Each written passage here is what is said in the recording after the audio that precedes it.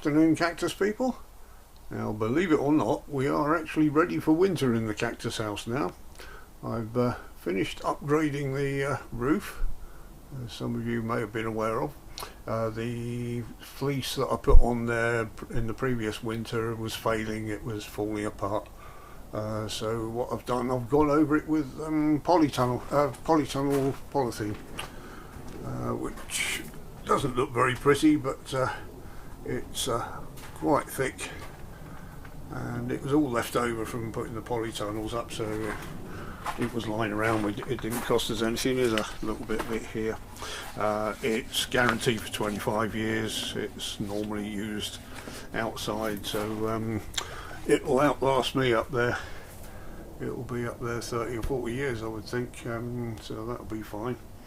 So having done that and put some extra glazing in, which I mentioned the other day, I found an old caravan window and I've put that on here. So now we've got secondary double glazing on that one, which is great. And a bit of perspex I had over here has filled that gap there, which is excellent. Don't look very pretty, but it's doing the job. So all the sensitive plants from the shop I've actually brought in here and absorbed into the cacti that are in here. The columnar cactus here, we're out in the for sale tunnel, and a few other smaller things in pots. The Brasilia puntia, that's not meant to go under 5 centigrade according to the books, but I've had it in less than that and it's been alright. And mellow cactus, a few of the columnar cactus I grew from seed there. But I'll say I've put them in with the other cactus. Last year, you probably remember I had everything indoors, but I haven't got that luxury this year. I've got too much work to do in there, so I don't want to be tripping over plants while I'm doing it. So I've put some of the barrel cactus, which probably would have been alright out in the polytunnel, but they're big specimens and they do suffer from drips occasionally. They don't like that, so I've brought those in and absorbed them too, and just generally stuck everything in between everything else there. Last year, you probably remember, I put all these cacti from the bench down with the stuff on the bed, but I'm not doing that this year because I've upgraded the insulation in here.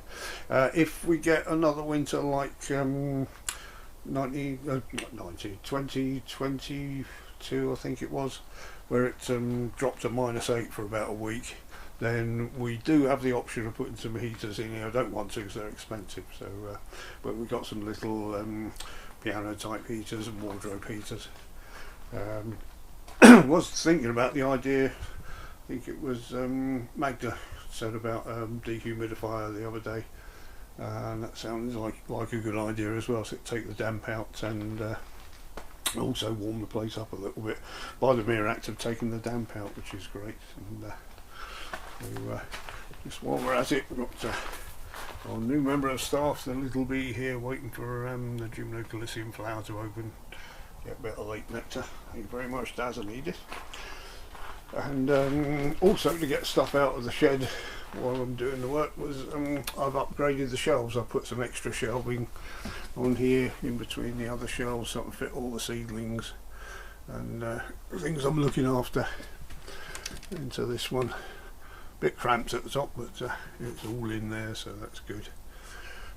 So I can keep things warm, keep an eye on them, and hopefully catch the scarab flies before they do any more damage.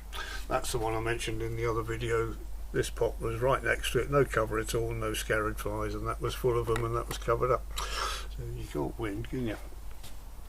But that's just about done it. So I say things hopefully should be alright for winter now.